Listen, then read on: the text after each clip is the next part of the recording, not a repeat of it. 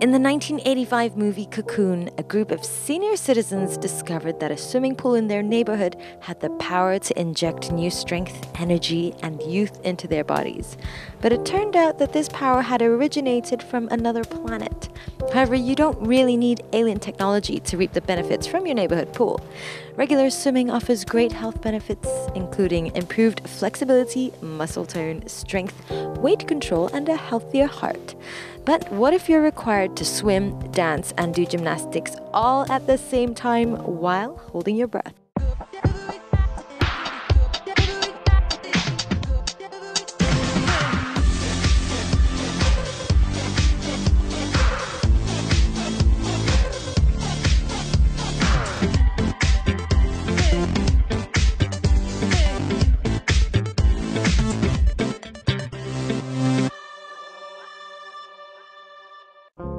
She was a gold medalist at the 2011 SEA Games, winning 5 gold medals for Malaysia. She fell in love with the sport at the age of 5, starting with gymnastics, and she officially began synchronized swimming at 13. What is life without some challenges? Raising the heights and of course raising the bar. What do you think of that for heights? I think that's pretty scary. Today, I'm not crazy. I'm not about to jump in fully clothed. I am, in fact, though, about to meet a very lovely, very talented woman. She's one of Malaysia's icons, our national synchronized swimmer, Katrina. Watching her in the water with her team made me want to jump right in myself. So I decided to join her in the pool for a quick chat about the sport, just to find out if there's even the slightest chance for me to attempt synchronized swimming.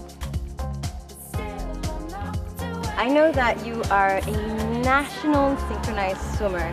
How does that feel to represent your country? Well, it feels really good, especially since I've been an athlete since I was younger. Yeah. I started gymnastics when I was 5, so I really didn't meet the water till I was 11. The training itself, what do you focus on the most? It depends on which training phase that we're in. During our general phase, we focus more on stamina, strength. So we do a lot of running, a lot of gym, a lot of swimming. And then once we kind of build that up and then we go into like our pre-comp stage, where that's more skill training, routine training, getting everything perfect. Then there's the competition phase, which is basically like everything is like routine and skills. When you're sitting at home, you're thinking, how on earth do they hear the music? Because everyone in the stadium can hear it, but what are you listening to? Are you tapping to a rhythm or are you keeping count? There's an underwater speaker, so we hear the music the same as above the water. Okay. Yeah, but the thing is sometimes like, it's still not as loud. Okay. And if you have a team of like 8 or 10 girls, sometimes it's just like, you just get lost. So no matter what, like you are always counting. How do you stay looking so fresh, having your makeup and your hair all in place at the same time? Well, the preparation for a competition, it takes hours to get ready. It like literally is like, oh my god. Like if a competition starts at 10, we'd have to get up at 5. Wow. 5 in the morning. Then you do your hair. So we put gelatin on so that it sticks in place. Okay. Makeup on. Okay. You come to the pool, you train. Yeah. You train, you get out of the water, your makeup is like all in a mess. And then your hair needs to be topped up. So then you have to do the makeup and the gel again. Wow. If I wanted to try synchronized swimming at my age, is it actually possible to still learn it? Yes, it's possible. I've taught a 52-year-old woman to do synchronized swimming. How long can you hold your breath for? I can hold my breath for about 2 minutes. 2 minutes? Yeah. Really? Well, how about this? How about you teach me a couple of techniques in the water and then we'll challenge, well, I'll try to challenge you and hold my breath. I'm gonna fail miserably, but you know what, let's do it. Alright, let's do it, come on. Katrina never took swimming lessons before joining the squad, so she had to spend her first year training and swimming alone, swimming 6 kilometers a day for a year. Bring your thumbs out, and then little fingers in. Okay, so just slightly, just slightly. Yeah, a lot less. Like yeah. Okay, the first step wasn't that hard. I think I got it. No biggie. Next, please. Alright, so now, lie down on your back, lie down. Okay, chin up, look up. Okay, so do the skull right beneath your bum. So that's basically, this is called the back layer. Okay. So from there, then we'll go on to like sailboats and belly.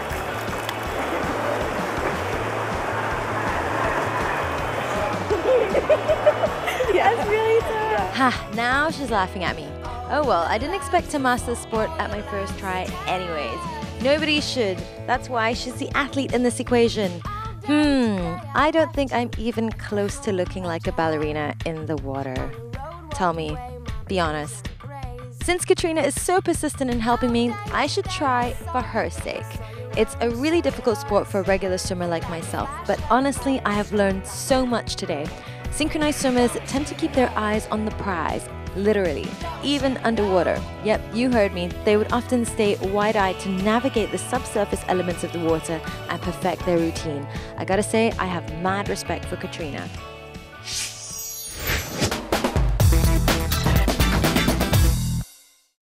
Whenever the weather starts to warm up, we think about heading to the beach or jumping into a pool in our cutest swimsuits.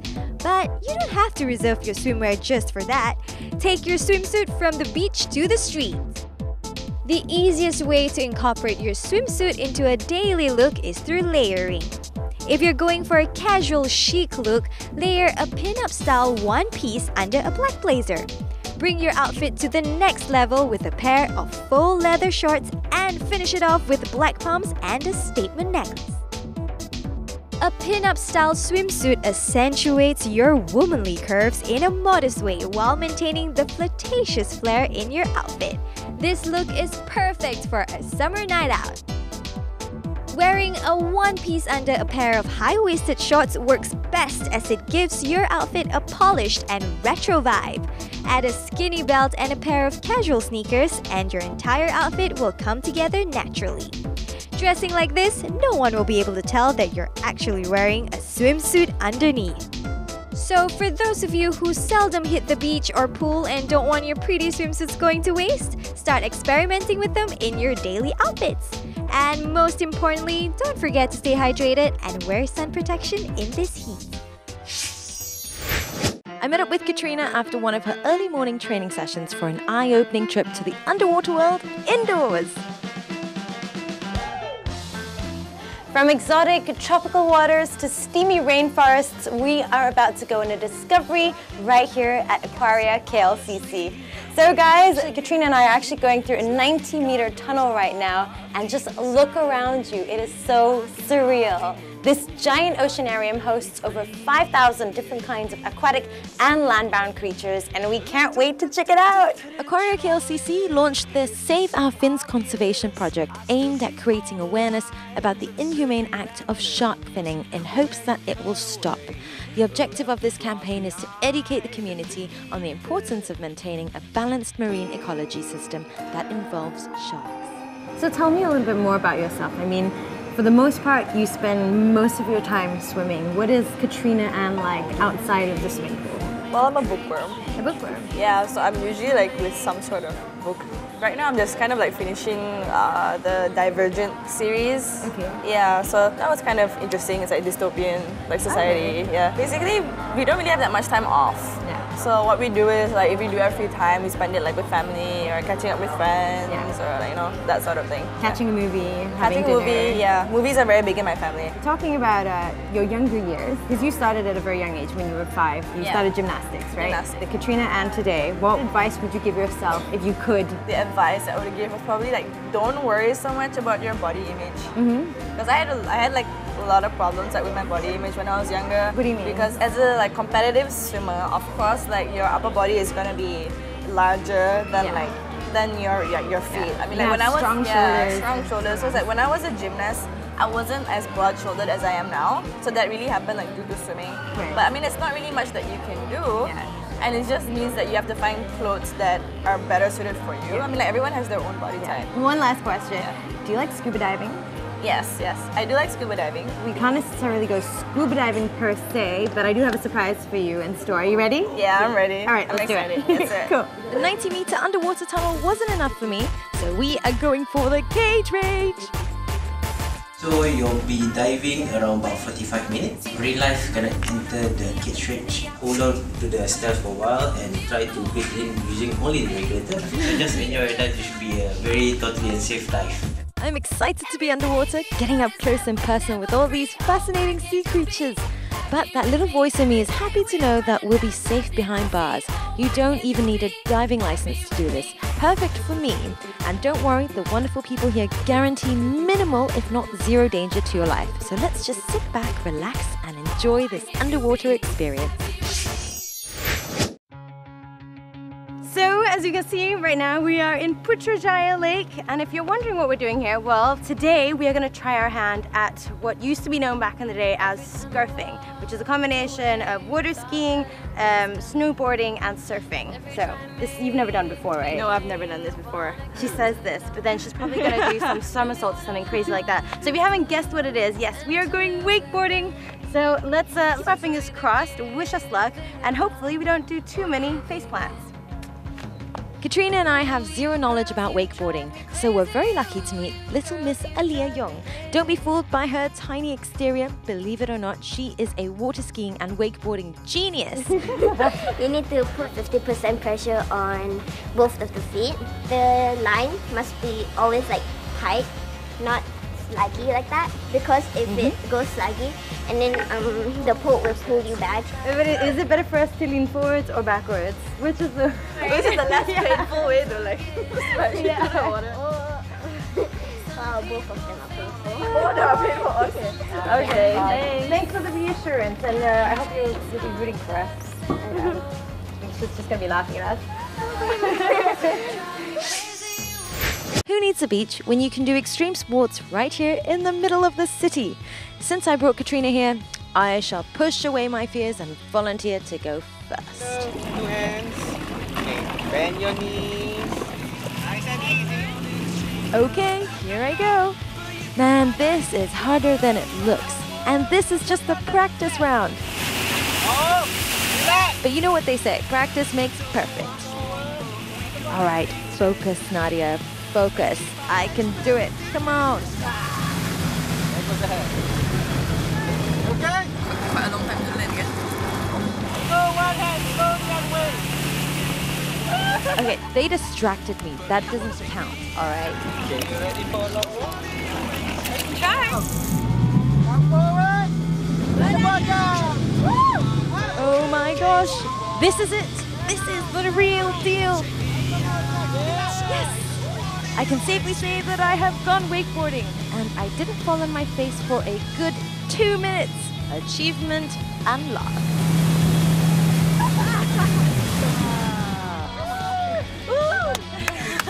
Yeah. Oh my god, my legs feel like jello. You look like you're so like really. Oh my god. I'm like, focus, focus, don't smile. If I smile too much, I'm gonna lose concentration and then I'm gonna fall flat. But it was not bad. What's that? And now it's time for Katrina to get into the water. She spends so much time training in the pool, you can definitely tell that she is more than just comfortable in the water. I'm sure she is gonna do fine today.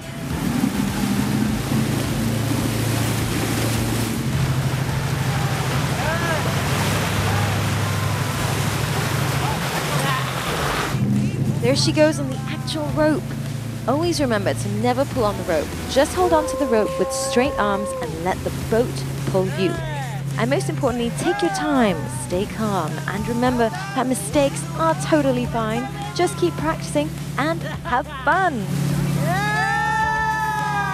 Look at her, a flying kiss like a true athlete. You go, girl.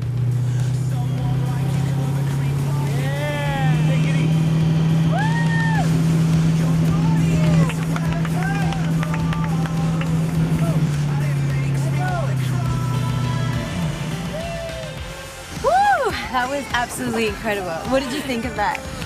It was really fun. I mean, like in the beginning, it was like, oh my god, why can't I stand up? It's just like the bar, which is for beginners, she found difficult. But the thing that's more advanced, she's like just like that, like a boss. Seriously. Well, it was a good time, wasn't it? Yes, it was. And you weren't so bad yourself. I think we should do this every weekend. This Yeah. replaced our time in the gym. Yeah. Yeah. Apparently, 15 minutes of this is equivalent to an hour in the gym. So, come here. Go figure. Come here and go wakeboarding. Exactly.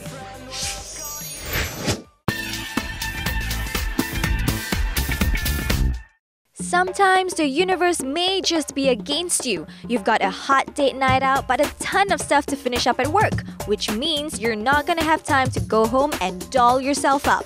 What are you gonna do? Well, don't worry girl, I've got your back. I call this the bump up. First of all, touch up your face makeup with the excess foundation on your makeup sponge. You don't even have to apply extra foundation. Once done, finish it off by setting your makeup with some loose powder. When you're in a rush, it's best to enhance just one part of your face, just to save time. In this case, I decided to jazz up my eye makeup. With a golden bronze liquid eyeshadow, touch up your eye makeup from the back to the front. Next, apply a darker eyeshadow on the outer area of your eyes and blend outwards.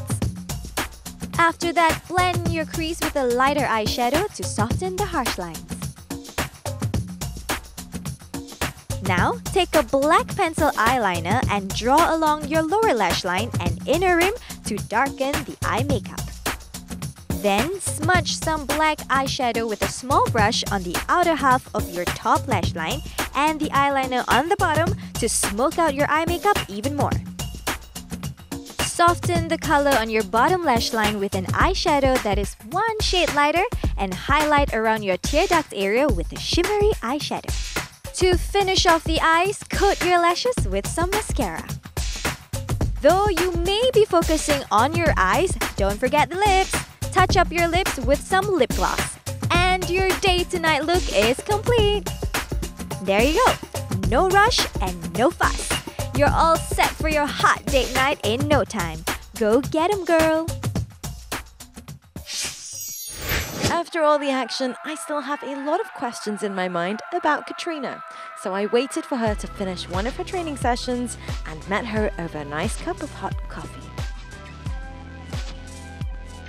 So you changed from gymnastics to synchronized swimming when you were 13. You decided to take that path. What was the main factor that made you decide that? It was a really difficult decision because, as you said, I was only 13. Yeah. I went through all the options. Yeah. For synchronized swimming, I had the added advantage of already being a gymnast. Yeah. So I was already a leg up over the competition. So it really made sense to go into something where I had an advantage. So it was a calculated risk. Yes, it was a calculated. All right, so tell me a little bit about the misconceptions of synchronized swimming, because I mean, to me, it's not recognized as much as it should be. It's got so much skill involved. You're not just a swimmer, you're an actress, you're a performer, and the amount of training that goes into it is really intense. Well, I guess people don't really realize how much we actually train. Yeah. They really don't know. I mean, there's no inspirational sports movies on synchronized swimmers. Yeah. But there are so many movies on ice skating, and it's really pretty much almost the same thing, but on in a different medium.